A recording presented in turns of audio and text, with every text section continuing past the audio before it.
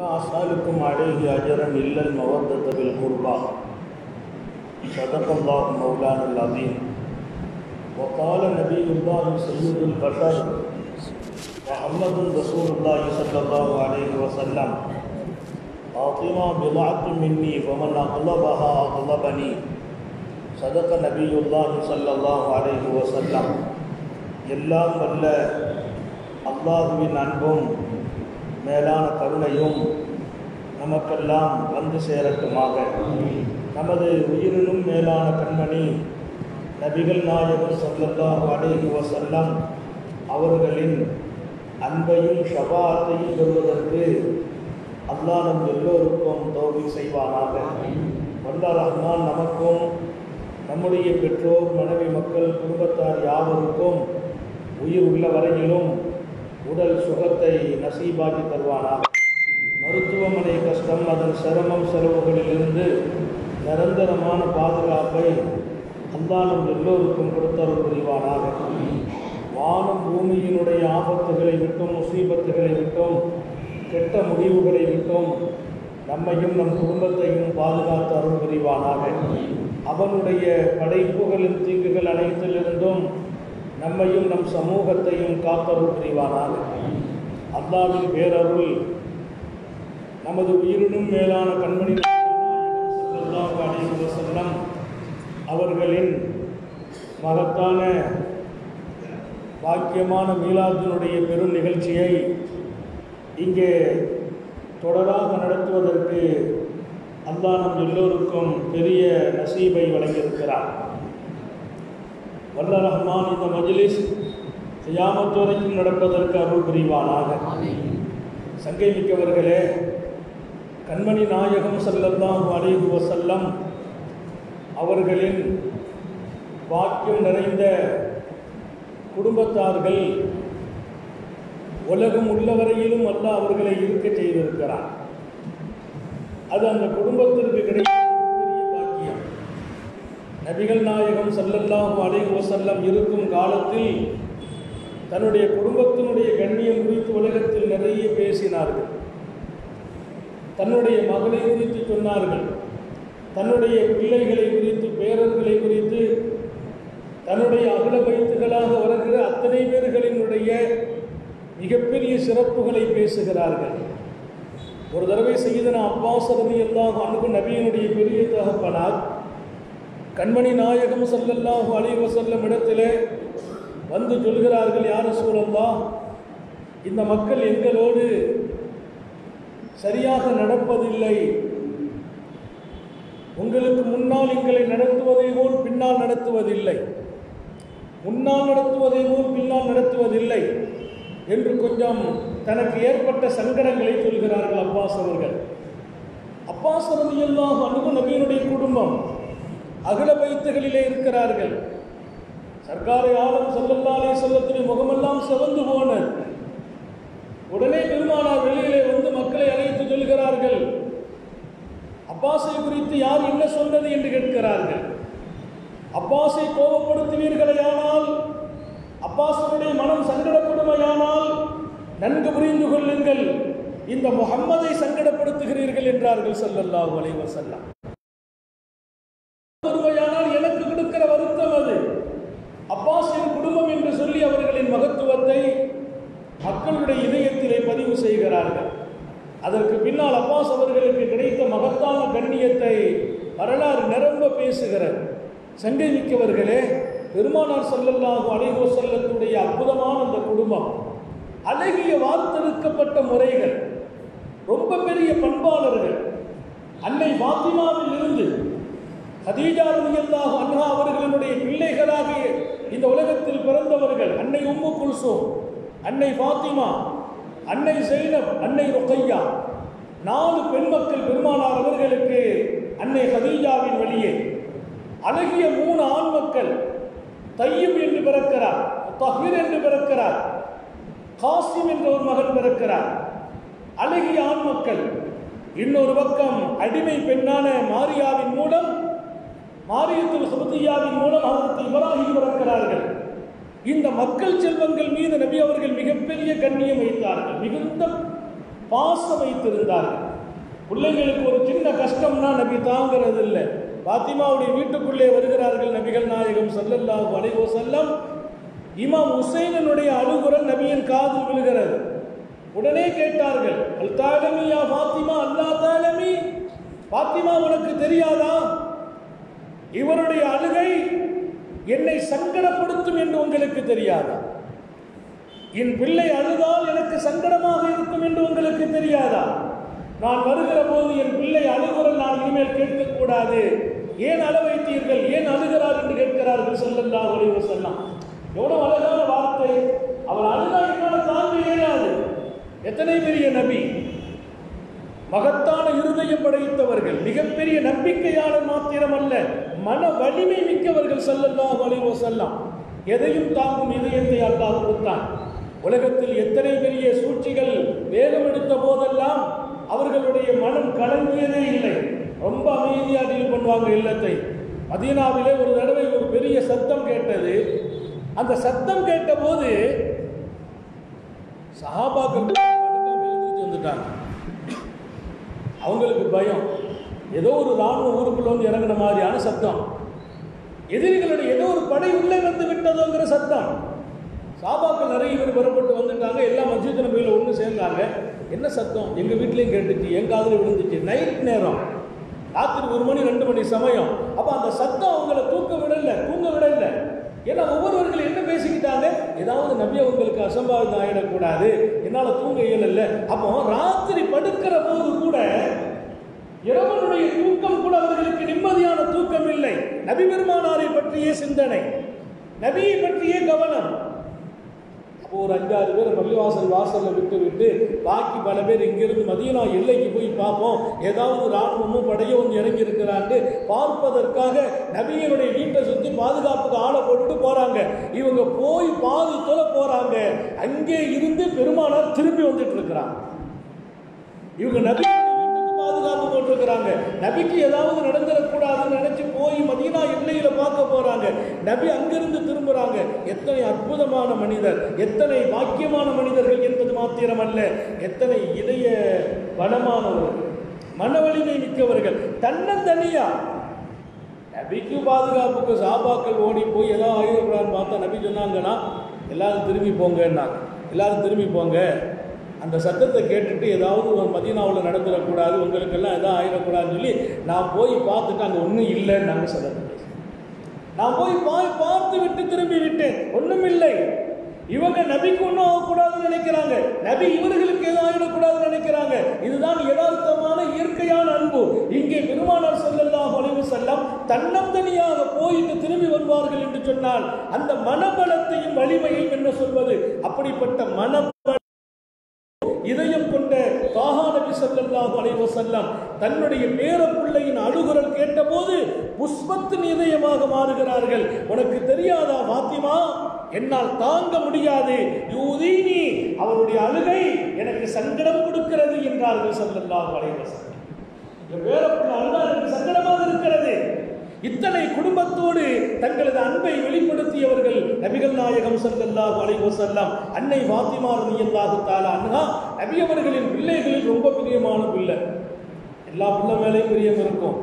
உம்மு குல்சூம் மேலேயும் பிரியம் இருந்தது, ஜைனபின் மேலேயும் பிரியம் இருந்தது, ருகையாவின் பேரிலும் பிரியம் இருந்தது.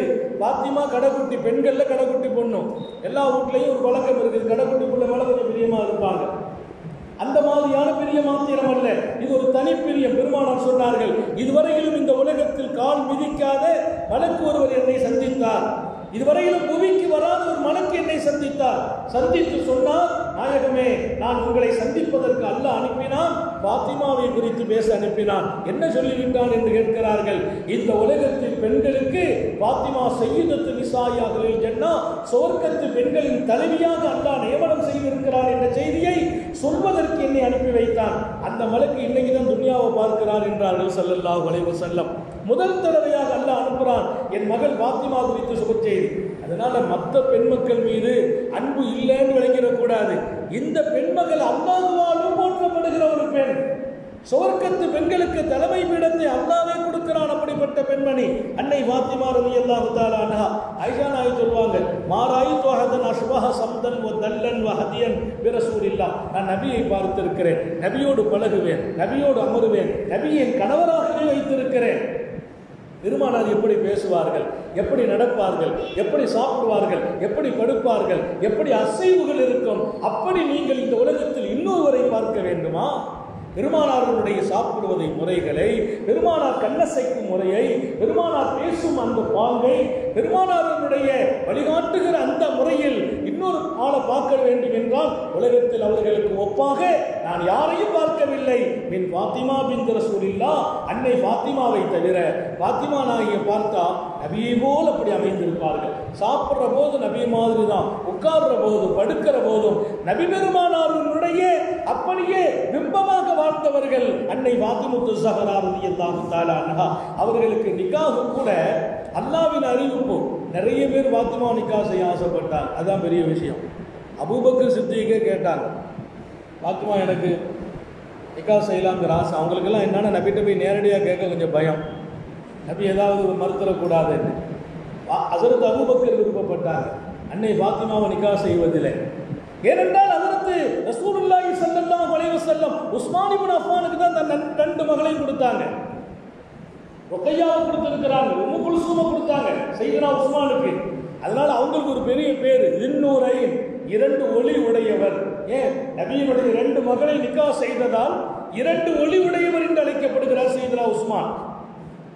அதனால ஃபாத்திமாவை நிக்காஹ் செய்யணும் எல்லாருக்கும் பிரியம் இருந்துச்சு. ஸல்லல்லாஹு அலைஹி வஸல்லம் சொன்னாங்க, ஃபாத்திமாவுடைய நிக்காஹ் யாருக்கு என்பதை வானலோக செய்தியாகத்தான் அது வந்து இறங்கும். அல்லாஹ்வே சொன்னான் அலிக்கு நிக்காஹ் செய்து வையுங்கள் என்று. அல்லாஹ்வே சொன்னான் ஃபாத்திமாவை அலிக்கு நிக்காஹ் செய்யுங்க. நிக்காஹ் நடந்துச்சு. நீண்ட நிகழ்வுகளுக்கு இடையே நிக்காஹ் முடிஞ்சு பெருமானார் அனுப்புறாங்க, போறாங்க, வர்றாங்க.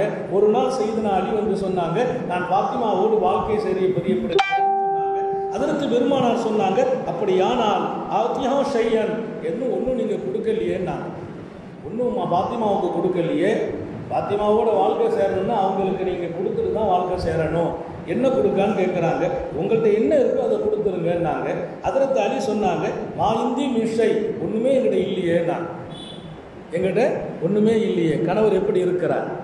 ஃபாத்திமாவை மனமுடிந்த கணவர் சையதுனா அலி. அவர் பெருமானாருடைய வீட்டிலே வளர்ந்த பிள்ளை. இங்கே ஏதாவது கொடுங்கள், கொடுத்து விட்டு தான் நீங்கள் வாழ்க்கை சேர வேண்டும். மா இந்தி மிஷை, ஒன்றுமே இல்லையே நாயகமே என்கிறார் சையதுனா அலி. ஸல்லல்லாஹு அலைஹி வஸல்லம் உடனே கேட்டாங்க, பாயினத்துல் ஹத்மியா, ஒரு உருக்கு சட்டை கொடுத்தோமே அந்த உருக்கு சட்டை எங்கே போச்சுன்னு கேட்டாங்க. ஒரு உருக்கு இரும்பு கவசம், இரும்பு சட்டை உண்டு உங்களிடத்தில் உண்டே, அந்த இரும்பு கவசத்தை எங்கே, உருக்கு சட்டை எங்கே என்று கேட்கிறார்கள். அதில் அலி சொன்னாங்களா, அது வீட்டில் வச்சிருக்கேன், அதை தூக்கிட்டு வாங்கட்டான்.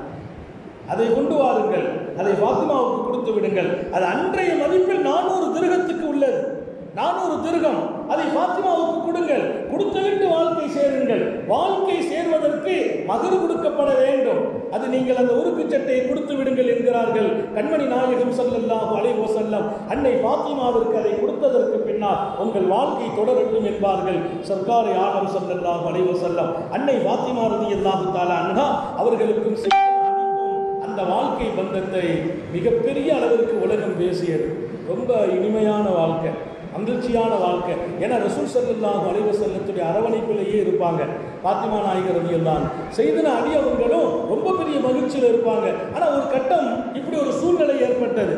அதற்கு அலி அவங்க நினைக்கிறாங்க, சஹாபாக்கள் எல்லாருமே 2 மனைவியோடு வாழ்றாங்க, 3 மனைவியர்களோடு. மார்க்கம் 4 வரைக்கும் அனுமதி கொடுத்ததால் பல்வேறு சஹாபிகள் அபூபக்கர் ஆகட்டும், உமர் ஆகட்டும் ரலியல்லாஹு அன்ஹும் 2-3 மனைவியர்களோடு வாழ்கிறார்கள். அண்ணல் எம் பெருமானின் மகள் ஃபாத்திமாவோடு மாத்திரம் சையதுனா அலி ரலியல்லாஹு அன்ஹு வாழ்ந்துட்டு இருக்கிறாங்க. அவங்க மனசில் ஒரு ஆசை வந்துச்சு, இன்னொரு பெண்ணை நம்ம நிக்காஹ் செய்துக்கலாமே அப்படின்னு ஒரு நிகழ்வு. மனசில் ஒரு பிரியம். அந்த பிரியத்தை லேசாக அவங்க வெளிப்படுத்திட்டாங்க. வெளிப்படுத்தின போது இந்த செய்தி அப்படி கசஞ்சு நபிக்கு வந்துட்டு பெருமானாருடைய தர்பாருக்கு வருது. பெருமானார் ஸல்லல்லாஹு அலைஹி வஸல்லம் உடனே இதை பகிரங்கப்படுத்திட்டாங்க. பெருமானார் ஸல்லல்லாஹு அலைஹி வஸல்லம் இந்த செய்தி உடனே பகிரங்கப்படுத்துகிறாங்க. எப்படி படுத்துகிறாங்க? என் ஃபாத்திமாவினுடைய மனசு சங்கடப்படுமையானால் அது என்னை சங்கடப்படுத்தியதற்கு சமம். என் பாத்திமா இருக்க நான் இன்னொரு வாழ்க்கைக்கு அனுமதி தரமாட்டேன் நாங்கள் ஸல்லல்லாஹு. இப்போ அது ஒரு உரிமை பிரச்சனை, அவருடைய விருப்பம். 1க்கு 2 மொழிக்கலாம், 3 வரைக்கும் 4 வரைக்கும் நிக்காவுடைய அனுமதி இருக்கிறது. ஆனால் ஸல்லல்லாஹு அலைஹி வஸல்லம் இங்கே சொன்ன செய்தி பாத்திமாவை அது சங்கடப்படுத்தும். எத்தனை மனைவி முடிஞ்சாலும் எந்த மனைவியும் இன்னொரு மனைவி முடிக்கிறதுக்கு அனுமதியெல்லாம் கொடுக்க மாட்டான், அது நடக்காது. நீங்கள் வேணா டெஸ்ட் பண்ணி பாருங்களேன். இந்த மாதிரி அசத்து சொன்னாங்க இன்ஷா அல்லாஹ் அப்படின்னு பார்க்க வீட்டிலே போக முடியாது, உள்ள நுழைய முடியாது. அனுமதியை தரமாட்டார்கள் பெண்கள். மனசுல அதெல்லாம் ஒரு பெரிய விஷயம் இல்லை, அது உங்க இஷ்டங்க அப்படின்னு சொல்லுவாங்க. அது சும்மா சப்புக்கு சொல்றது. எந்த பெண்ணுக்கும் தன்னோடு இன்னொரு பெண்ணை சேர்த்துக் கொள்ள மனம் முன்படாது. இங்கே அன்னை பாத்திமா மனசு சங்கடப்படுவார்கள் தன்னோடு இன்னொரு மனைவியை கொண்டு வைப்பதற்கு. எனவே பெருமானார் ஸல்லல்லாஹு அலைஹி வஸல்லம் என் மகள் பாத்திமாவின் சங்கடத்தை நான் அனுமதிக்க முடியாது. அதற்கு அலி அந்த விஷயத்தை கைவிட்டுட்டாங்க. மற்ற மக்களுக்குள்ள நிலை அல்ல இது. இது நபியின் மகள் பாத்திமாவிற்கு என்று அகல பைத்தாக இருக்கக்கூடிய அந்த ஒரு பெரிய அந்தஸ்து இருக்கிறது. இன்னொரு பக்கம் அல்லாஹ்வினுடைய அங்கீகாரத்திற்கு சொந்தம். இதற்கு எல்லாமே தனி சட்டம். இது பொது சட்டத்தில் நுழையாது. அதனால அதை நான் விரும்பலன்னு சொன்ன போது அதில் கொஞ்சம் கூட அதில் சம்பந்தப்படலை, அப்படியே கைவிட்டுட்டாங்க. பாத்திமாவை எங்கேயெல்லாம் திருப்திப்படுத்த முடியுமோ அங்கேயெல்லாம் திருப்திப்படுத்தி அன்னை பாத்திமாவை ரொம்ப பெரிய இடத்தில் வைப்பார்கள். ஸல்லல்லாஹு அலைஹி வஸல்லம் வருவாங்க, பாத்திமா நாயகி வீட்டுக்கு வருவாங்க. நபியோட பழக்கம் இருந்துச்சு, எப்போ வந்தாலும் தஹல அலிஹா காமத்து மின் மஜ்லிஸிஹா, அப்படியே எழுந்திருச்சு ஓடி வந்துடுவாங்க. ரசூல் ஸல்லல்லாஹு அலைஹி வந்தாங்கன்னா என்ன வேலை இருந்தாலும் போட்டுவாங்க, படுத்திருந்தா எழுந்திருச்சிருவாங்க. உடனே எழுந்திருத்து நபி இடத்தில் வந்து அந்த உடனே பெருமானாரை அப்படியே அணைத்து நபியினுடைய நெற்றியில முத்தம் கொடுப்பாங்கன்னா பாத்திமா நாயுடைய எப்போது உள்ள பழக்கம். பெருமானார் வீட்டுக்கு வருவார்கள் என்றால் எந்த வேலை இருந்தாலும் அப்படியே போட்டுவிட்டு எழுந்திருச்சு வந்துருவாங்க. எழுந்திரித்து ரசூலுல்லாஹி ஸல்லல்லாஹு அலைஹி வஸல்லம் நபி ஸல்லல்லாஹு அலைஹி வஸல்லத்துக்கு முத்தம் கொடுப்பாங்க. பாத்திமா நாயகி முத்தம் கொடுத்து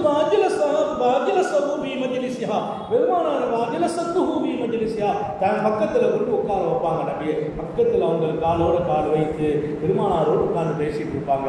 இது பாத்திமா ரலியல்லாஹு அன்ஹாவின் வீட்டுக்கு அன்னைய பெருமாள் ஸல்லல்லாஹு அலைஹி வஸல்லம் போகிற போதெல்லாம் நடக்கிற நிகழ்வு. அதே போல அன்ன பாத்திமா இதா தഖலத் அலா ரசூலில்லாஹி ஸல்லல்லாஹு அலைஹி வஸல்லம் பாத்திமா நாய் இங்கே வருவாங்க நபியினுடைய வீட்டுக்கு.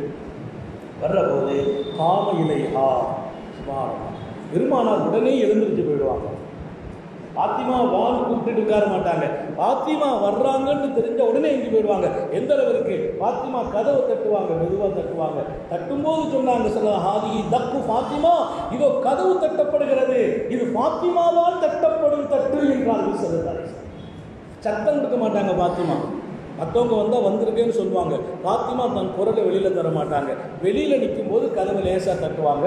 தட்டு நாள் பெருமானார் சொல்லுவாங்க, இந்த தட்டு என் பாத்திமாவால் தட்டப்படுகிறது.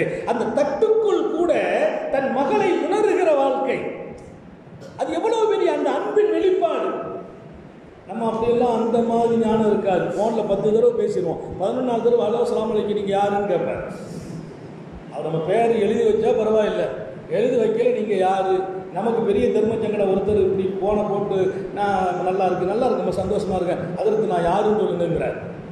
நம்ம இல்லை, என்னங்க நீங்கள் இப்படி கேட்டீங்க, உங்களுக்கு தெரியாதா? அதெல்லாம் இருக்கட்ட சத்து யாரு அவர் எப்படியாவது கண்டுபிடிக்கணும்னு நினைக்கிறார். அவர் பேரை நான் எழுதி வைக்கல, நான் வேறு செய்திகளை பேசினா கடைசி சுற்றி வந்து நான் யாருன்னு நீங்கள் சொல்லுங்கிறார். கடைசி பெரிய சோதனையாக போச்சு. அண்ணன் நீங்கள் கொஞ்சம் சொல்லுங்கள், எனக்கு ஞாபகத்துக்கு இல்லைன்னு. என்ன சேர்த்து நம்மளை மறந்துட்டீங்களே அப்படி சொன்னால் இப்படி வர்றாரு. இப்போ நம்மளுடைய பிழகீனம் பல தடவை கேட்டாலும் உடனடியாக விளங்கிக் கொள்ள இயலாது. ஒரு தட்டு அப்படி கதவை தட்டின போது அந்த அன்பின் வெளிப்பாடு, என் மகள் தட்டுகிறார்கள் என்றார்கள் ஸல்லல்லாஹு அலைஹி வஸல்லம். உடனே காம இலைஹா எழுந்திருச்சு வந்துடுவாங்க ஸல்லல்லாஹு அலைஹி வஸல்லம். வந்தது மாத்திரமல்ல, நபி அன்னை பாத்திமாவுக்கு முத்தம் தருவார்கள். இது சின்ன பிள்ளையா இருக்கிற போதும், வயது வந்த போதும், திருமணத்திற்கு பின்னாலும் பாத்திமா நாயகியை கட்டி பெருமானார் தன்னோடு இணைத்து முத்தம் தந்து தன்னுடைய இருக்கையிலே உட்கார வைப்பாங்க. தன் பக்கத்தில் உட்கார வச்சு ரொம்ப நேரம் பேசுவாங்க. ஆயிஷா ரலியல்லாஹு அன்ஹா சொல்லுவாங்க, பாத்திமா நாயகி வீட்டுக்கு வந்துட்டா வீடே கலகலப்பாக இருக்கும், ரொம்ப மகிழ்ச்சியாக இருக்கும். ஆனால் என்ன எங்களுக்கு ஒரு கவலை, பெருமானார் அதிக நேரம் அங்கே கொடுத்துக்கிட்டு இருப்பாங்க. பெருமானாருடைய அதிக நேரம் அன்னை பாத்திமாவோடு செலவாகும். இன்னொரு விஷயம் என்ன தெரியுமா? தெரியுமா? ரசூலே கரீம் ஸல்லல்லாஹு அலைஹி வஸல்லம் வெளி ஊர்களுக்கு போவாங்க, பயணங்களை முடிப்பாங்க. முடிச்சிட்டு வந்தபோது தன் மனைவியர்களுடைய வீடுகள் இருக்கிறது, எந்த வீடுகளுக்கும் ரசூல் போவதில்லை ஸல்லல்லாஹு அலைஹி வஸல்லம். எந்த பயணமாக இருந்தாலும், அது பக்கத்திலே உள்ள பயணமாகட்டும், நீண்ட தொலைதூரத்துடைய பயணமாகட்டும், அந்த பயணத்தை முடித்து முதல்ல மஸ்ஜிதுக்கு வருவாங்க. வந்து 2 ரக்காத் தொழுதுட்டு உடனே அடுத்து பெருமானார் போறது தன் மகள் பாத்திமா ஒசன்னாபி பாத்திமா, பாத்திமாவுடைய வீட்டுக்கு போய் பாத்திமாவை சந்திச்சுட்டு பாத்திமாவுக்குள்ள அன்பளிப்புகளை எல்லாம் பகிர்ந்து கொள்வார்கள். முஹம்மது ரசூலுல்லாஹி ஸல்லல்லாஹு அலைஹி வஸல்லம் எப்போ போனாலும், எந்த பயணமா இருந்தாலும் பள்ளிவாசலுக்கு போயிட்டு மனைவிமார்களுடைய வீட்டுக்கு முன்பாக அன்னை பாத்திமாவை தேர்ந்தெடுக்கிற பழக்கம். அல்ஹம்துலில்லாஹ், ரப்புல் ஆலமீன் அல்லாஹ் அன்னை பாத்திமாவிற்கும் அலியுக்குமாக அவன் 5 குழந்தைகளை கொடுத்தான். பாத்திமா நாயகி பெற்றெடுத்த மக்கள் செல்வம் 5 பிள்ளைகள்.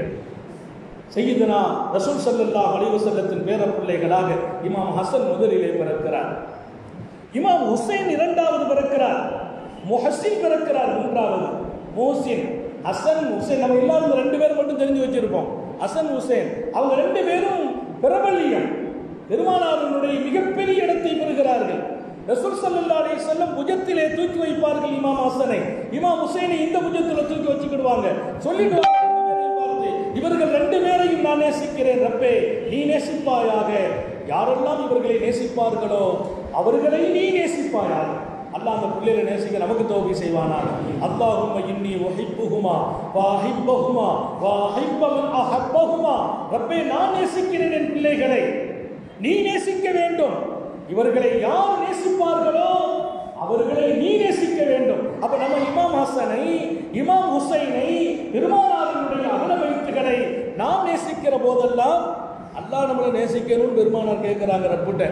அப்ப முதல்ல இந்த 2 பேரும் சையீதா ஷபாபியாகுல் ஜன்னா, சுவர்க்கவாசிகளின் இளைஞர்களுக்கு தலைவர்கள், சுவர்க்கத்தினுடைய இளைஞர்கள், இளைஞர்களுக்கெல்லாம் இவங்க 2 பேரும் அல்லாஹ் தலைவராக்குறான். அதனால அவங்க 2 பேரும் எல்லா வகையிலும் பெருமைக்குரியவங்க. அப்போ மற்ற பிள்ளைங்க எல்லா ரசூலுடைய குடும்பம் தான், இவங்க 2 பேரும் பெரிய இடத்துக்கு வந்துட்டாங்க. 3வது மோசின் இருக்கிறார். பெண் மக்களிலே உம்மு குல்சூம் பிறக்கிறார்கள், பாத்திமா நாயகி. உம்மு குல்சூம்ங்கிறது ரசூலுல்லாஹ்வுடைய மக பேர் உம்மு குல்சூம் தான், அப்படிதான் பேர் வைக்கிறது. பாத்திமாவுடைய அக்கா பேர் அது உம்மு குல்சூம். கதீஜா நாயகி பெற்றெடுத்த ரசூலுடைய மகள் உம்மு குல்சூம். அந்த அக்கா பேரையே தம் பிள்ளைக்கு வச்சாங்க உம்மு குல்சூம். இன்னொரு மகளுக்கு ஸைனபுன்னு பேர் வச்சாங்க. 3 ஆண் மக்கள், ஹசன், ஹுசைன், முஹசின், உம்மு குல்சூம், ஸைனப், 5 பேர். இந்த உம்மு குல்சூம் ரலியல்லாஹு அன்ஹா அவர்களை அதற்கு உமர் ரலியல்லாஹு அன்ஹு நிக்காஹ் செய்றாங்க. பாருங்க, யாரு? பெருமானாருடைய பேத்தி பாத்திமா ரலியல்லாஹு அன்ஹாவுடைய மகள் உம்மு குல்சூம். இப்போ உமருக்கு எவ்வளவு வயசு இருக்கும்? உமர் ரலியல்லாஹு அன்ஹுக்கு எவ்வளவு வயசு இருக்கும்? அதற்கு உமர் இந்த பெண்ணை தேர்வு செய்றாங்க. ஏன்? நபியினுடைய குடும்பத்து பிள்ளை பாத்திமா என்றெடுத்த தவப்புதல்வி நம்ம வீட்டுக்கு வருவது பாக்கியம் என்று அதற்கு உமரே ஃபாரூக் ரலியல்லாஹு அன்ஹு அவர்கள் உம்மு குல்சூமை நிக்காஹ் செய்தாங்க. அவர்கள் மூலமா ஸைத் என்று ஒரு மகன் பிறக்கிறார். உம்மு குல்சூமுக்கு பிறந்த புள்ள ஸைத் என்று ஒரு புள்ள பிறக்கிறார். அடுத்து ஸைனப் ரலியல்லாஹு அன்ஹாவை அதற்கு ஜாஃபரின் மகன் அப்துல்லா முடிக்கிறார். அப்துல்லா இப்னு ஜாஃபர். ஜாஃபர் யாரு? அலியினுடைய கூட பிறந்த சகோதரர். அலியினுடைய கூட பிறந்த சகோதரர் சையதுனா ஜாஃபர். ஜாஃபருடைய மகன் இருக்கிறார் அப்துல்லா. அவர் எங்க முடிக்கிறாரு? தன்னுடைய சாச்சா உள்ளதானே உம்மு குல்சூமுக்கு ஸைனபு, அலியினுடைய கூட பிறந்த அண்ணன் ஜாஃபருடைய மகன் அப்துல்லா, அப்துல்லா பின் ஜாஃபர் ஹஜ்ரத் ஸைனப் ரலியல்லாஹு அன்ஹாவை நிக்காஹ் செய்து 2 புள்ள பிறக்கிறாங்க. அவுன் ஒரு பிள்ளைக்கு பேர் அவுன் என்று பேர் வச்சாங்க. அவுன், அவுன்னா பேர் உபகாரின்னு அர்த்தம். இன்னொரு பிள்ளைக்கு அலின்றே பேர் வச்சாங்க. 2 ஆண்மகன், 2 பிள்ளைக்கும் அலி, அவுன் என்றும் அலி என்றும். ஆக அந்த சந்ததிகள் அப்படி பெருகிட்டே வருவாங்க. அதற்கு சையதுனா ரசூலுல்லாஹி ஸல்லல்லாஹு அலைஹி வஸல்லத்தினுடைய பாரம்பரியமான இந்த குடும்பத்தில் மகத்தான இடத்தை அன்னை ஃபாத்திமா பெற்றெடுத்த போது சையதுனா அலியின் வழியே ஃபாத்திமா அவர்களுக்கு அல்லாஹ் 5 மக்களையும் நசீபாக்கி கொடுத்தான். ரொம்ப சொற்ப காலம்தான் இந்த உலகத்தில் ஃபாத்திமா நாயகி வாழ்ந்தது. எல்லா பணிகளையும் செய்திருக்காங்க. எப்படி குடும்பத்தை செய்யணும் ஃபாத்திமாட்ட போய் தான் கற்றுக்கிடணும். கணவனை எப்படி மதிக்கணும் ஃபாத்திமா இடத்துல கற்றுக்கிடணும். பிள்ளைகளை எப்படி வளர்க்கணும் ஃபாத்திமா இடத்துல போய் கற்றுக்கிடணும். எப்படி பத்தவங்கிட்ட பழகணும் அதற்கு ஃபாத்திமா முன்மாதிரி. எப்படி வணக்கம் ஃபாத்திமா முன்மாதிரி. எப்படி நோன்பு வைக்கணும் அன்னை ஃபாத்திமா முன்மாதிரி. எப்படி மற்றவர்களுக்கு உபகாரம் செய்ய வேண்டும் அன்னை ஃபாத்திமா முன்மாதிரி. ஆக ரசூல் ஸல்லல்லாஹு அலைஹி தன்னகத்திலே கொண்டு வந்தார்கள் சையதத்துனா ஃபாத்திமா. ஒரு பேர் அழகியாக, பண்பு நிறைந்தவர்களாக, ஒழுக்கம் சார்ந்தவர்களாக, பத்தினி மிக்கவர்களாக, விட்டுக் கொடுக்கும் தன்மை உடையவர்களாக, மற்றவர்களை மதிக்கிறவர்களாக, பிள்ளைகளை வளர்ப்பதில் கருணை நிறைந்தவர்களாக, இன்னும் ஒரு பக்கம் அன்னை ஃபாத்திமா இறை வணக்கத்தில் மிகப்பெரிய உச்சநிலை பெற்றவர்களாக, எப்போதும் மௌனத்தை வாழ்க்கையாக கொண்டவர்களாக, அவர்களுக்கென்று நூற்றுக்கணக்கான உயர்ந்த தன்மைகளை மனதால் பெற்று உடலால் ஆக்கி வாழ்ந்தவர்கள் அன்னை ஃபாத்திமா. 28 வயசு தான் வாழ்ந்தார். ஃபாத்திமாவுடைய வஃபாத்து 28 வயசுல. ஸல்லல்லாஹு அலைஹி வஸல்லத்துக்கு பின்னால் அவங்க ஒழுங்கா வாழலை, உடல்நல குறைவு தான். பெருமானார் ரபியுல் அவ்வல்ல வஃபாத் ஆகிறாங்க. அன்னை ஃபாத்திமா 6 மாதம் வாழ்ந்தாங்க நபி அவர்களுக்கு பின்னால். அந்த வருஷம் ரம்ஜான் வஃபாத் ஆகிறாங்க. ரபியுல் அவ்வல் பெருமானார், ரபியுல் ஆஹிர், ஜமாத்துல் அவ்வல், ஜமாத்துல் ஆஹிர், ரஜப், ஷாபான், ரமதான். ரமதான் வஃபாத். ரமதான் 12ல் அன்னை ஃபாத்திமா ரலியல்லாஹு அன்ஹா நபி பெருமானாரை பிரிந்து அவங்களுக்கு சந்தோஷம் கிடைக்கல.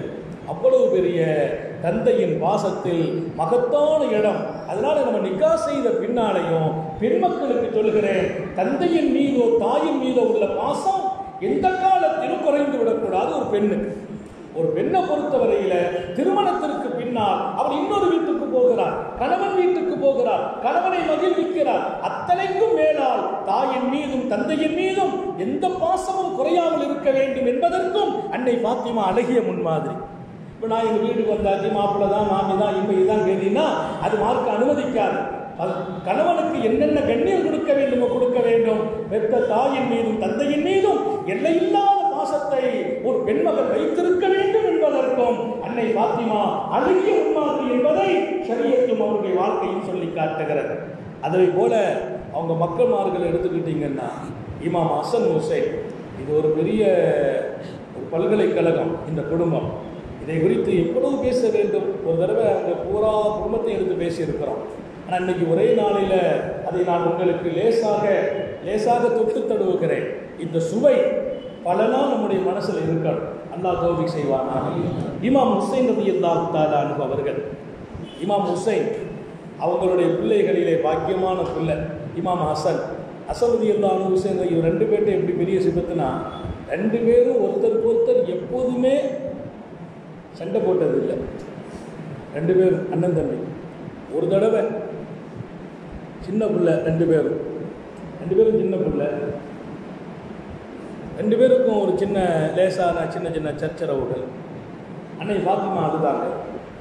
ஃபாத்திமா அழுத போது பிள்ளைங்க 2 பேரும் அம்மாவை கட்டி பிடிச்சிக்கிட்டாங்க. சின்ன பிள்ளை, ஏமா அழுகுறீங்க? அம்மா ஒன்றுமே சொல்லலை. ஃபாத்திமா திரும்ப அம்மாவுடைய கண்ணீர் வடியும் போது பிள்ளைகளை தாங்க முடியலை. ஏமா அழுகுறீங்க? 2 பிள்ளைகளும் கெஞ்சா. அம்மா சொன்னாங்க, ஒன்றும் இல்லை, எனக்கு ஒரு பயம் வந்துட்டு, அக்காமணி ரப்பி பைனயதை, நாளைக்கு மறுமையில் அல்லாஹ் என்னை தர்பாரில் கொண்டு நிறுத்துவான்.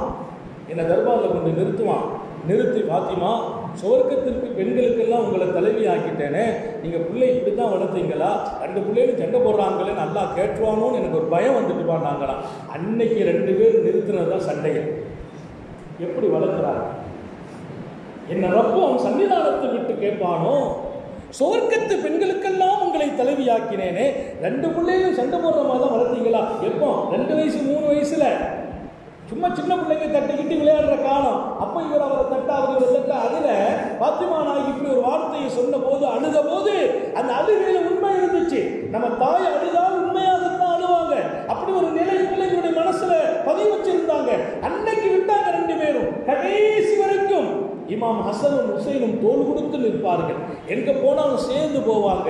எந்த பெரிய காலம் ஹஜ்ரத் இமாம் ஹசன் அவர்களுக்கு ஆட்சி, சையதுனா அலி ஷஹீதாக்கப்பட்ட போது ஆட்சி கொடுக்கப்படுது. ஹிலாஃபத் உடனே பையத்து செய்கிறாங்க இமாம் ஹுசைன். எங்கள் சகோதரர்களுக்கு கிடைத்த ஆட்சியை உடனே ஏற்றுக்கிட்டாங்க. ஆனால் இன்னொரு கட்டம் பிரச்சனை ஏற்படுது. முஆவியா ரலியல்லாஹு அன்ஹு அவர்களுக்கும் இமாம் ஹசனுடைய ஆட்சிக்கும் இப்போ பிரச்சனை எவ்வளோ வலுத்து போயிட்டுன்னு சொன்னால், சையதுனா முஆவியா மோதல் இமாம் ஹசனோடு. அப்போ அந்த ஆட்சி எப்படி ஆகிட்டு, மக்கள் 2 பிரிவாகிறாங்க. இங்கே ஒரு கூட்டம், இங்கே ஒரு கூட்டம். இப்போ என்ன பண்ணணும் ஒன்றும் புரியலை. சையதுனா அலி ஹசன் கொஞ்ச நாள் தான் ஆட்சி செய்தாங்க, ஒரு 8 மாதம் தான் இருக்கும். ஹசன் ரலியல்லாஹு அன்ஹு நியத்து பண்ணாங்க, முஆவியாட்டை ஒப்படைச்சிருவோம். யாருக்கு இந்த மனசு வரும்? பாரம்பரியமான கலீஃபாக்கள், ஹஜ்ரத் இமாம் அலியினுடைய பிள்ளைகள் பெருமானாருடைய வாரிசுகள், ஆளுவதற்கு தகுதி மிக்கவர்கள். ஆனா பிரச்சனை வருது, மக்கள் ரெண்டு பக்கமா நிற்கிறாங்க. இமாம் ஹசன் நினைக்கிறார் ஒப்படைத்து விட்டு சமாதானமாகுவோம் என்று நினைக்கிறார்கள். பெரிய பிரளயம் ஏற்பட்டிருக்கிற போது, பெரிய கூட்டம் நாங்க இருக்கிறோம் சொல்லும் போது ஒப்படைக்கிறாங்க. கொஞ்சம் மனசுல வருத்தம் இமாம் ஹுசைனுக்கு, நம்ம ஒப்படைக்க வேண்டியது இல்லையே, நமக்குள்ள சொத்து இல்லையா, நம்முடைய பாரம்பரியம் இல்லையா, நம்முடைய தந்தையின் ஆட்சி இல்லையா, மக்களை வாழ வைக்குவதற்காக சில சிரமங்களை சந்திக்கணுமே என்ற ஒரு மனசுல ஒரு எண்ணம். அதனால கொஞ்சம் யோசிச்சாங்க. அப்புறம் ஹசன் இமாம் சொன்னாங்க, இல்லப்பா நம்ம இதுல மோதினால் ரெண்டு பக்கமும் பல ஆயிரம் பேர்கள் மௌத்தா போவார், ரத்த ஆறுகள் ஓடும். இமாம் ஹுசைன் சொன்னாங்க, என்னுடைய அபிப்பிராயம் நீங்க கையெழுத்து போட்டுட்டீங்கன்னா அல்லாஹ் ரசூலை முன்னிறுத்தி என் சகோதரருக்காக நான் கட்டுப்படுகிறேன். நான் கருத்து நம்ம ஒப்படைக்க வேண்டாமே என்ற ஒரு கருத்து, நீங்க ஒப்படைக்கணும் கையெழுத்து போட்டுட்டீங்கன்னா நான் கட்டுப்பட்டு விடுகிறேன். பெருமானார் அப்போதான் அவங்க ஒப்படைக்கிற போதுதான் ஒரு செய்தி வெளியாகுது. ரசூல் ஸல்லல்லாஹு அலைஹி வஸல்லம் சொன்னார்களாம், இமாம் ஹசனை சின்ன பிள்ளையா இருக்கிற போது, இன்னஹாதா இந்த என்னுடைய மகன் மிகப்பெரிய இரண்டு கூட்டத்திற்கு இடையே பிரச்சனை வரும்போது இரண்டு கூட்டத்திற்கு இடையே இணக்கம் செய்து வைப்பார் என்று ஸல்லல்லாஹு அலைஹி வஸல்லம் சொன்னாங்க. எப்போ சின்ன பிள்ளையா இருக்கும் போது அவங்கள பார்த்து சொன்னாங்க, இந்த என் மகன் பிளவுகள் பட்டு இருக்கும் இரண்டு இணக்கமாக்குவான். இப்ப இணக்கம் நடந்த பின்னால் அந்த ஹதீஸை அல்லாஹ் வெளிப்படுத்தி எப்பவுமே சொல்றாங்க, சின்ன பிள்ளையா இருக்கிற போது சர்காரியான முஹம்மது ரசூலுல்லாஹ் ஸல்லல்லாஹு அலைஹி வஸல்லம். அப்ப பாருங்க, இமாம் ஹசனுடைய மனதில் ஆட்சி ஆசை இல்லை, பதவி மோகம் இல்லை, இந்த சமூகத்தில் பிளவு வரக்கூடாது. அல்லாஹ் அந்த உணர்வுகளை இந்த சமூக தலைவர்களுக்கு நசீபாக்குவானா. சமூகம் ஒன்றுபடணும், சமூகம் பிளவுபடக்கூடாது, அந்த உணர்வு சமூக தலைவர்களுக்கு வரணும். அல்லாஹ் எப்போதும் நசீபாக்கி தருவானாக. அப்படி பிளவே இல்லாது இணைந்த ஒரு அழகான ரெண்டு பேர், இரட்டையர்கள் என்று சொல்ற அளவுக்கு இமாம் ஹசன் ஹுசைன் ரலியல்லாஹு அன்ஹுமா பெருமானாரின் பேர பிள்ளைகள் வாழ்ந்து கொண்டிருப்பார்கள். ஒரு கட்டத்தில் ரெண்டு பேர்ட்டையுமே கொடைத்தன்மை நிறைய இருக்கும். ரெண்டு பேரும் வாரி வாரி இறைப்பாங்க. பெரிய பெரிய ஒரு கோடீஸ்வர குடும்பத்து பிள்ளைங்க கூட அப்படி செலவழிக்க மாட்டாங்க, கொட்டுவாங்க யாரு கேட்டாங்க. ஏன்னா அல்லாஹ் இவங்களுக்கு கொடுத்துக்கிட்டே இருப்பான். கொடுக்கிறது நபியினுடைய தன்மை. பெருமானார் சொன்னாங்க, மிகப்பெரிய கொடை வல்லன் அல்லாஹ்னாங்க. கொடை வல்லல்ல முதல் கொடை வல்லன் அல்லாஹ், இரண்டாவது நான் என்றார்கள் ஸல்லல்லாஹு அலைஹி வஸல்லம். நான் கொடை வல்லல், சுப்ஹானல்லாஹ். ஆனா அஜ்வதுல் ஜூத், கொடை வல்லல்களுக்கெல்லாம் மிகப்பெரிய கொடை வல்லல் நான். பெருமானார் கொடுத்தது எப்படி நீங்க பார்த்தா நிறைய சொல்லியிருக்கோம், அப்படி யாரும் கொடுக்க முடியாது. அப்படி கொடுத்தாங்க ஸல்லல்லாஹு அலைஹி வஸல்லம். இங்கே இமாம் ஹசனும் ஹுசைனும் அந்த குணத்தில் சிகரமாக திகழ்வார்கள். காபத்துல்லாவில் தவாஃபில் இருக்கிறாங்க இமாம் ஹசன். அப்போ தவாஃபில் தர்மம் கேட்கறது தடை செய்யப்பட்டது. இப்பவும் கேட்க மாட்டாங்க, தடை. அப்படி கேட்டுட்டு நிற்பாங்க சில பிள்ளைங்க. போலீஸ் வந்துட்டா ஓடி போயிடுவாங்க, போலீஸ் வந்துட்டா ஓடி போயிடுவாங்க. ஏன்னா இவங்க வாங்கினதும் சேர்த்து பிடிங்க எங்கேயாவது இவங்க போட்டு விட்ருவாங்க, அதனால ஓடி போயிடுங்க. அப்போ தவாஃபில் கேட்க மாட்டாங்க. அப்போ ஹஸரத் இமாம் ஹசன் தவாஃபில் நிற்கிறாங்க. அப்போ ஒருத்தர் லேசா அந்த கையை சொல்கிறார், இமாம் ஹசனுடைய கையை லேசா இமாம் ஹசன் பார்க்குறாங்க. அவர் கையை சொல்லி இப்படி கையை காட்டினார், கேட்குறாரு ரகசியமா. உடனே இமாம் ஹசன் ரலியல்லாஹு அன்ஹு தன்னுடைய மிந்தியில் இருந்ததை எடுத்து அப்படியே கொடுக்குறாங்க. அவர் வாங்கிட்டு ஒரு பார்வை பார்த்துட்டு அப்படியே கையேந்துறார். ரப்பே, இப்படி ஒரு மனிதராக இந்த மண்ணிலே. அதை எண்ணி பார்த்தா 25,000 திருகம் இருந்துச்சு. 25,000 திருகம். யாருக்கு? யாருமே தெரியாது. காரணம் சொல்லல, குமருக்கு தாங்க, பள்ளிவாசலுக்கு தாங்க, சமுதாயத்துக்கு தாங்க அப்படிலாம் கேட்கல. காபா அவங்க தவாஃபில் லேசா கையை நோண்டி ஏதாவது கையை காட்டுறாங்க, ரகசியமா தூக்கி கொடுக்குறாங்க. 25,000. அந்த கொடைத்தன்மைக்கு நான் என்ன உதாரணம் சொல்வது? மாநபி ஸல்லல்லாஹு அலைஹி வஸல்லத்தின் அற்புதமான பேரர்கள் உலக வரலாற்றில் சிறந்த இடத்தை பெற்றுக் கொண்டிருப்பார்கள். எல்லா குணங்களிலும், எல்லா தன்மைகளிலும், மற்றவர்களை மதிப்பதிலும் கூட அவர்களுக்கு நிகர் யாரும் இல்லை. அதற்கு இமாம் ஹுசைன் ரலியல்லாஹு அன்ஹு, இமாம் ஹசன் இந்த மாதிரி இமாம் ஹுசைன் வர்றாங்க. வாகனத்தில் ஒரு பெரிய கூட்டம் உட்கார்ந்து மிஸ்கின்கள் பல இடத்துல வாங்கி ஒன்றா உட்கார்ந்து சாப்பிட போகிறாங்க. அந்த வழியை கடக்கிற போது இமாம் ஹுசைன் சலாம் சொன்னார், ஸலாம் அலைக்கும். யாருக்கு? முஸ்லீம்களுக்கு சலாம் சொன்னார். உடனே அந்த முஸ்லீம்கள் என்ன பண்ணிட்டாங்கன்னா, இமாம் ஹுசைனை கூப்பிட்டாங்க. நீங்கள் ரசூலுடைய பேரப்புள்ள எங்கள் கூட இருந்து சாப்பிடணும்னா எங்கள் கூட இருந்து சாப்பிடணும். இவங்க என்ன சாப்பிட்றாங்க? அந்த வீட்டில் இந்த வீட்டில் பல வீடுகளில் வாழ்ந்து ஒன்றா வந்து சாப்பிட்றாங்க. எல்லா யாசகர்கள் மிஸ்கின்கள். ரசூலுல்லாஹுடைய பேரர் எவ்வளோ பெரிய பாக்கியமான குடும்பத்து பிள்ளை. அவர்கள் ஒன்றா உட்கார்ந்து இருக்கிற போது இமாம் ஹுசைனை கூப்பிடுறாங்க, எங்களோட நீங்கள் வந்து சாப்பிடுங்க, அவங்கள சந்தோஷப்படுத்தணும். அது தர்மம் தான். ஆனால் கை மாறும்போது அது மாறிடும். நேரத்தை சொல்லியிருக்கோம், தர்மம் கை மாறுச்சுன்னா நமக்கு அது அன்பளிப்பாயிடும். அவங்களுக்கு தான் தர்மம். தர்ம பொருள் நபிமார்களும் நபியின் குடும்பமும் சாப்பிடக்கூடாது. இப்போ அவங்க பிள்ளைங்க ரொம்ப பிரியப்பட்டாங்க. அந்த மிஸ்கின்கள் உடனே இறங்கிட்டு அவங்க குர்ஆனுடைய ஒரு ஆயத்தை ஓதுனாங்களாம். இல்லதீன லா யுரீதுன உலுவன் ஃபில் அர்தி வலா ஃபஸாதா. அல்லாஹ்வின் நெருக்கமான நல்லவர்களை பற்றி அல்லாஹ் சொல்லும்போது லா யுரீதுன உலுவன் ஃபில் அர்தி வலா ஃபஸாதா, இந்த பூமியில் அவர்கள் உயர்வை நாட மாட்டார்கள், இந்த பூமியிலே குழப்பத்தையும் நாட மாட்டார்கள். இந்த பூமியில உயர்வு நானா பெரிய ஆளு அப்படின்னு நாட்டம் இருக்காது, குழப்பத்தையும் நாட மாட்டாங்க. அதுதான் சிறந்தவர்களுக்கு அடையாளங்கிற ஆயத்தை ஓதிட்டு நேரம் இறங்கினாங்க. வாகனத்தில் இருக்காங்க. அந்த மிஸ்கின்களோடு உட்கார்ந்து சாப்பிட்டாங்க. சாப்பிட்டுட்டு சொன்னாங்களாம், இன்னி கத அஜப்துக்கும் பாட்டி பூனி, நீங்கள் கூப்பிட்டீங்கல்ல, ஆமாம், உடனே நான் இறங்கி வந்துட்டேன் சொல்றாங்க. இன்னி கத அஜப்துக்கும், நீங்கள் எல்லாம் என்னை கூப்பிட்டீர்கள், உடனே நான் இறங்கி உங்களோடு இருந்து சாப்பிட்டுட்டேன். இப்போது பாஜி பூனி, நான் உங்களை எங்கள் வீட்டுக்கு கூப்பிட்றேன், நீங்கள் எல்லாரும் என் கூட வரணும், நீங்கள் எல்லாம் என் கூட வரணும். மிஸ்கின்கள் அவங்களுக்கு ஒரு பெரிய விஷயம் இல்லை, ஆனால் சொன்னாங்க என் கூட நீங்கள் வரணும். ஓகே, அல்ஹம்துலில்லாஹ், உங்கள் வீட்டுக்கு வர்றது எங்களுக்கு பாக்கியம் இல்லையா? எல்லோரும் புறப்பட்டார்கள். ஹஜ்ரத் இமாம் ஹுசைன் அவ்வளோ பேரையும் தன்னுடைய வீட்டுக்கு கூப்பிட்டு வந்தாங்க. வீட்டுக்கு திடீர்னு கூப்பிட்டு வந்தால் என்ன செய்ய முடியும்? நம்ம வீட்டில் திடீர்னு ஒரு 50 பேர் வந்து வரணும், நம்ம என்ன செய்ய முடியும்? அப்படி இல்லை. அந்த வீடு எப்போதுமே விருந்தாளிகளை உபசரித்து கொண்டே இருக்கிற வீடு. எப்பவும் விருந்தாளிகள் வருவாங்க. எப்போ விருந்தாளிகள் வந்தாலும் அல்லாஹ் தஆலா அந்த வீட்டில் விருந்து நடந்துக்கிட்டே இருக்கும். நபியினுடைய குடும்பம் இல்லையா? அந்த கூப்பிட்டு வர்றாங்க அவ்வளோ பேரையும். அவ்வளோ பேருக்கும் சாப்பாடு ஏற்பாடு. எல்லாருக்கும் சாப்பாடு, எல்லாரும் திருப்தி. அவ்வளோ மிஸ்கின்களும் சந்தோஷமான பின்னால நேராக உட்கார வச்சுட்டு இருங்கன்னு உள்ளே போனாங்க. உள்ளே போயிட்டு வெளியில் வர்றாங்க. அவ்வளோ பேர்களுக்கும் ட்ரெஸ்ஸு கொண்டு கொடுத்தாங்க. எல்லாருக்கும் ட்ரெஸ்ஸு. அத்தனை பேர்களுக்கும் உணவு கொடுக்கிறார்கள். அத்தனை பேர்களுக்கு உடுத்துவதற்கு ட்ரெஸ்ஸையும் கொடுக்குறாங்க. அதாவது ஒரு விஷயத்தை விளங்கிக்கங்க, நம்ம வீட்டுக்கு வர்ற விருந்தாளியை எவ்வளவு தூரம் நம்ம கண்ணியப்படுத்த முடியுமோ சாப்பாடு கொடுக்குறோம், ஒரு கிஃப்டை கொடுக்குறோம், ஒரு அன்பளிப்பை கொடுக்குறோம், ஒரு ட்ரெஸ்ஸை கொடுக்குறோம், கொஞ்சம் காசு பணத்தை கொடுக்குறோம். கொடுக்க அவர் மகிழ்ச்சியாக அல்லாஹ்வுடைய அரிஷே மிகப்பெரிய அந்த சந்தோஷத்தில் ஆட ஆரம்பிச்சது.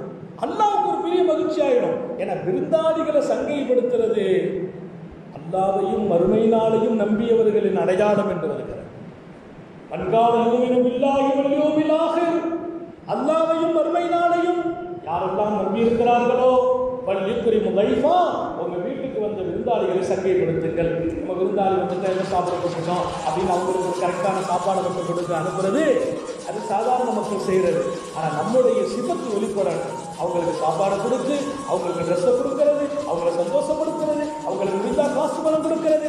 எப்படி அவர்களை குழுமைப்படுத்த முடியுமோ, எப்படி அவர்களை மகிழ்விக்க முடியுமோ அத்தனை வகையிலும் செய்தனா ஹுசைன் ரலியல்லாஹு அன்ஹு மகிழ்வித்து அவர்களை அனுப்பி வைக்கிறார்கள்.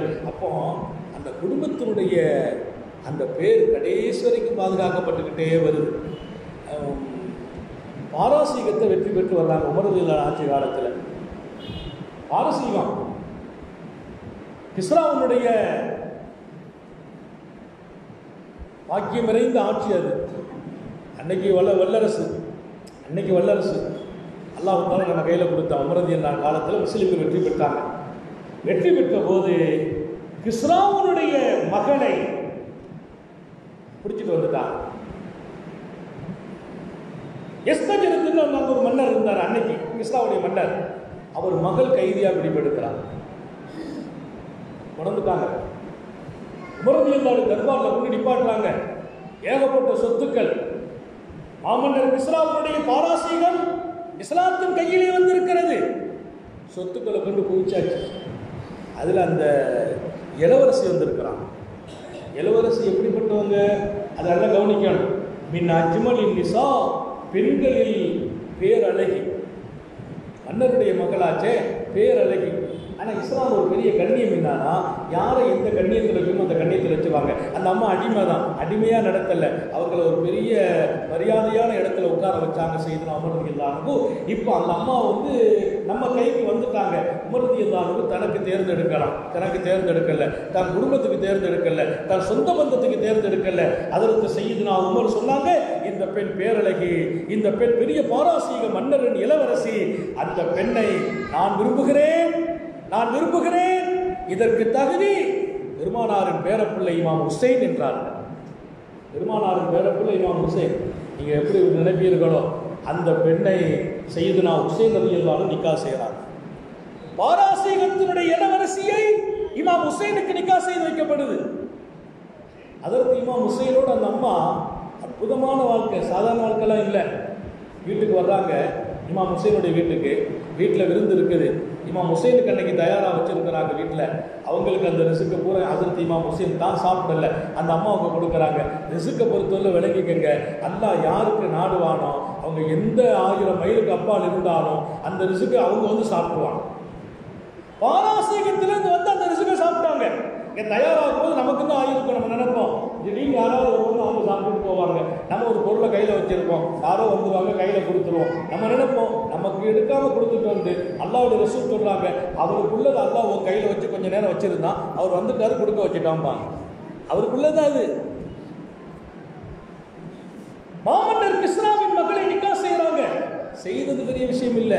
இமாம் ஹுசைன் 5 பெண்ணை கல்யாணம் முடிச்சிருக்காங்க. ஒரு பெண்ணை விட்டுட்டு மௌத்தா போன பின்னால் இன்னொரு பெண்ணும் 5 பெண்ணை நிக்கா செய்திருக்கிறாங்க. அதில் இந்த பெண்ணின் வழியே நிறைய சந்ததிகள், இந்த பெண்ணின் வழியே பிறந்தவர்கள் தான் ஹஜ்ரத் இமாம் ஸைனுல் ஆபிதீன் ரலியல்லாஹு அன்ஹு. ஹஜ்ரத் இமாம் ஸைனுல் ஆபிதீன் யார்? அந்த ஸைனுல் ஆபிதீன் கர்பலா போர்க்களத்தில் ரசூலுல்லாஹ்வின் சந்ததிகள் அத்தனை பேரும் அழைக்கப்பட்டார்கள். கர்பலாவிலே எல்லோரும் ஷஹீதாக்கப்பட்ட போது அதில் மிஞ்சிய ஒரே ஒரு மாணிக்கம் ஹஜ்ரத் இமாம் ஸைனுல் ஆபிதீன். பேரழகர், பெரும் சாலி, மிகப்பெரிய சீதேவி, மாத்திரம் அல்ல, அவர் சொன்னால் மழை பெய்கிற அளவுக்கு உள்ளவர். மழை பெய்யணும்னா மழை பெய்யும். காபத்துல்லாஹ்வுடைய தவாஃபுக்கு வருவாங்களாம் இமாம் ஸைனுல் ஆபிதீன். மன்னர் இருக்கிறார், மாமன்னர் ஹிஷாம் போன்றவங்க எல்லாம் அன்னைக்கு காபாவில் அஜ்ருல் அஸ்வத் முத்திரத்துக்கு காத்திருப்பாங்க. கூட்டம் விலகாது அவ்வளோ சீக்கிரத்தில். நீங்கள் பார்த்துருக்கலாம், யாருக்காக வேண்டியெல்லாம் அஜ்ருல் அஸ்வத் விட்டு கொடுக்க மாட்டாங்க. இப்பவும் நம்ம போனால் நம்ம காத்து நிற்கணும். அஜ்ருல் அஸ்வத் விட்டு மக்கள் விலக மாட்டாங்க. கூட்டம் கூட்டமாக அந்த அஜ்ருல் அஸ்வத் மன்னர்கள் வந்தாலும் விலக மாட்டாங்க. ஹஜ்ரத் இமாம் ஸைனுல் ஆபிதீன் தவாஃப் செய்து வருவாங்க. அவங்க அஜ்ருல் அஸ்வத் கிட்ட வரும்போது அஜ்ருல் அஸ்வத்தை முத்தமிட்டு கொண்டிருந்து அத்தனை பேரும் விலகிடுவாங்க. ஸைனுல் ஆபிதீன் உள்ளே போய் முத்தம் கொடுப்பாங்க. யாரையும் விலக சொல்ல மாட்டாங்க. பின்னால் யாராவது ஸைனுல் ஆபிதீன் வர்றாங்கன்னு சொல்ல மாட்டாங்க. அவங்க வந்துட்டா அவங்களுடைய அந்த நடையை பார்த்துட்டு அப்படியே மக்கள் விலகுவார்கள். இதுதான் அல்லாஹ் அவர்களை மிகப்பெரிய இடத்தில் வைத்ததற்கு அடையாளம். அத்தனை பெரிய ஸைனுல் ஆபிதீன். இன்னும் சொன்னால் இன்றைக்கு வரையிலும் நபிகள் நாயகம் ஸல்லல்லாஹு அலைஹி வஸல்லத்தின் ஃபாத்திமாவின் அந்த சந்ததியர்கள் ஸைனுல் ஆபிதீன் ரலியல்லாஹு அன்ஹு இருக்கிறார். அந்த சந்ததி இன்னைக்கு இருக்கு. இஸ்லாத்தை தழுவி ஹஜ்ரத் இமாம் ஹுசைனின் மனைவியாக வாழ்ந்து அல்லாஹ் அங்கிருந்து இப்படி ஒரு சந்ததியர்கள் என்று சொன்னால், ஆமாம், பெருமானாருடைய சந்ததியர்களை பற்றி நாம பேசிக்கிட்டே இருக்கணும். ஒவ்வொருவர்களுடைய வாழ்க்கையிலும் அற்புதம் ஆயிரம் இருக்கிறது. கேட்காத பல்லாயிரம், கேட்டு பயன்பெற வேண்டிய விஷயங்கள். அல்லாஹு தாலா அத்தனையும் நாம் பின்பற்ற தௌஃபீக் செய்வானாக. நபியினுடைய மகள்கள் மீது, பேரன்கள் மீது, பேத்திகள் மீது, பெருமானாரின் அகல பைத்துகள் மீது நம்முடைய இதயத்தில் இன்பத்தையும் அன்பையும் நசீபாக்குவானாக. என்றைக்கும் அவர்களை போற்றி வாழ செய்வானாக. அல்லாஹ் ரஹ்மான் அந்த குடும்பத்தோடு நமக்கு ஒரு பெரிய நிஸ்பத்தை தந்து நாளை மறுமையில் சோனவதிலும் அவர்களோடு இருக்க செய்வானாக என்ற உயர்ந்த துவாக்களோடு இன்ஷா அல்லாஹ் நாளைக்கு நம்ம ஸலவாத்தை கொண்டு ஒப்படைக்கிறோம். எல்லாரும் எவ்வளோ ஓதிருக்கீங்களோ அந்த ஸலவாத்தை பெண்களும் சரி ஆண்களும் சரி அதுக்குன்னு தனி பக்கெட் வச்சுருவோம். சீட்டுக்குன்னு தனி பக்கெட் இருக்கும், ஸலவாத்துக்குன்னு தனியாக பேர் போட்டு அதை பார்த்து வைக்கணும். இங்கே உள்ள சீட்டு அங்கேயும் அங்கே உள்ள சீட்டுக்கையும் மாற்றி வச்சிருக்கூடாது. ஸலவாத்துன்னு போட்டு வச்சுருவோம். அதில் எல்லோரும் உங்களுடைய ஸலவாத்துக்களை கொண்டு நாளைக்கு தந்துட்டு அதை நாங்கள் பதிவு செய்து கொள்வோம். அதே போல் நாளைய தினம் இன்ஷா அல்லாஹ் நாளையோட மஜ்லிஸ் நிறைவாகும். நாளை கழிச்சு துவாவுடைய நாள். எல்லாரும் ஒரு பெரிய பாக்கியமாக வந்திருப்போம். விசேஷமான துவா கேட்க வேண்டிய நாள். அது நாளை கழிச்சு உள்ள நிகழ்ச்சியை பேசிட்டு துவா நடக்கும். நாளை பெருமானாருடைய இறுதி நபியின் இறுதி நிமிடங்கள், அன்னலாரின் இறுதி நிமிடம், அவருடைய வஃபாத்து குறித்து, பெருமானாருடைய மரணம் குறித்தான செய்தியை இங்கே மிக குறிப்பிட்ட நேரத்தில் பேச முடிக்கணும். அதனால் ஆரம்பத்தில் எல்லாரும் வந்துடணும். கொஞ்சம் அங்கே போயிட்டு இங்கே போயிட்டு கொஞ்சம் பேர் வந்துட்டு இருக்கிறீங்க. அந்த பக்கம் இஷா தொழுதுட்டு, நாளைக்கு அப்படி இல்லை, இஷாவுக்கு வந்துடுங்க. துவங்கும் போதே அந்த செய்தியை கேட்கணும். துவக்கத்திலிருந்து அந்த செய்தி கேட்கணும். ஏன்னா பெருமானாருடைய வஃபாத்து குறித்தான செய்தி, அதில் ஒரு பெரிய இன்பம், உருக்கம். மனதில் எத்தனை தடவை பேசினாலும் உருக்கத்தை விட்டு நம்ம வெளியில் வர முடியாது. அவ்வளோ பெரிய ஒரு செய்தி. சஹாபாக்கள் கடைசி வரைக்கும் அதை நினைத்தால் அழுது விடுவார்கள். அப்படியான அந்த தகவல் குறித்து நாளைய தினம் இங்கே இன்ஷா அல்லாஹ் ரப்புல் ஆலமீன் பேச தௌஃபீக் செய்வானாக. நம்முடைய வாழ்க்கையில் நெருங்க பறக்க செய்வானாக. சோதனைகளிலிருந்து பாதுகாப்பானாக, நெருக்கடிகளிலிருந்து பாதுகாப்பானாக, கெட்ட மரணங்களை விட்டு பாதுகாப்பானாக. வாழ்க்கை கொடுக்கிற காலம் வரையிலும் உடல் சுகத்தை தருவானாக. ஆஸ்பத்திரி வாழ்க்கையிலிருந்தும் அதன் செலவு சிரமங்களிலிருந்து பாதுகாப்பானாக. நம்முடைய குடும்பத்திலும் அல்லாஹ் நிம்மதியை நசீபாக்குவானாக. யாருடைய வருத்தங்களுக்கும் சஞ்சலங்களுக்கும் ஆளாகி விடாமல், யாராலும் சஞ்சலப்படுத்தப்பட்டு விடாமல் அல்லாஹ் நம்மை எப்போது பாதுகாத்து புரிவானாக. நம்முடைய மக்கள் செல்வங்களுக்கு அல்லாஹ் நல்ல பொருத்தமான ஜோடிகளில் திருமணங்களை நசீபாக்குவானாக. குழந்தை பாக்கியங்களை தருவானாக. குடும்ப வாழ்க்கையை மகிழ்ச்சிப்படுத்துவானாக. நமக்கு எதிரான சூழ்ச்சிகள், சோதனைகள், செய்வினைகள் அத்தனை விட்டும் நம்மையும் நமது குடும்பத்தையும் இந்த உம்மத்தையும் பாதுகாப்பானாக. நீண்ட நெடிய நாட்கள் நோய் நொடிகள் இல்லாது உடல் ஆரோக்கியத்தோடு மனநிறைவோடு இன்பத்தோடு அல்லாஹுவை நின்று வணங்கி வழிபட்டு வாழும் நசீபையும் பாக்கியத்தையும் எல்லாம் அல்ல அல்லாஹ் உங்களுக்கும் எனக்கும், நம்மை ஈன்றெடுத்த தாய் தந்தையர்களுக்கும், நமது மனைவி மக்கள் உற்றார் உறவினர் யாவருக்கும் கொடுத்தருள் புரிவானாக. நமது உயிரினும் மேலான கண்மணி நபிகள் நாயகம் ஸல்லல்லாஹு அலைஹி வஸல்லம் அவர்களை கனவிலும் நனவிலும் கண்டுகளிக்கும் பெரும் பாக்கியத்தை அல்லாஹ் நம் எல்லோருக்கும் கொடுத்தருள் புரிவானாக என்ற நல்ல துஆக்களோடு உங்கள் எல்லோருடைய துஆவையும் ஆதரவைத்து என் வார்த்தைகளை நான் நிறைவுபடுத்துகிறேன். வாஹிரு தாவானா அனில் ஹம்துலில்லாஹி ரப்பில் ஆலமீன். அஸ்ஸலாமு அலைக்கும் வரஹ்மத்துல்லாஹி வபரகாத்துஹு. நாளைய தினம் உள்ள கேள்வி, அன்னை ஃபாத்திமா ரலியல்லாஹு அன்ஹா அவர்களுக்கு எத்தனை பிள்ளைகள் பிறந்தார்கள்? அந்த பிள்ளைகளின் பெயர் என்ன? அந்த பிள்ளைகளில் பெண் மக்களை திருமணம் செய்தவர்கள் யார்? அந்த பெண் மக்களுக்கு எத்தனை குழந்தைகள் பிறந்தார்கள்? ஃபாத்திமா நாயகியின் பிள்ளைகள் எத்தனை? அந்த பிள்ளைகளின் பெயர் என்ன? பெண் மக்கள் எத்தனை? பெண் மக்களை திருமணம் செய்த சஹாபிகளின் பெயரும், அந்த பெண் மக்கள் ஒவ்வொருவர்களுக்கும் எத்தனை குழந்தைகள் பிறந்தார்கள், அந்த குழந்தைகளுக்கான பெயர்களையும் இன்ஷா அல்லாஹ் எழுதிட்டு வரணும். இதையெல்லாம் நம்ம சொல்கிறதும் மனப்பாடம் செய்கிறதும் எழுதுறதும் நம்மை பெரிய அல்லாஹ்வுடைய நெருக்கத்தை கொண்டு சேர்க்கும். ஏன்னா நபியினுடைய குடும்பத்தை பற்றி விளங்குறது சுன்னத். அல்லாஹ் தௌஃபீக் செய்வான். ஸல்லல்லாஹு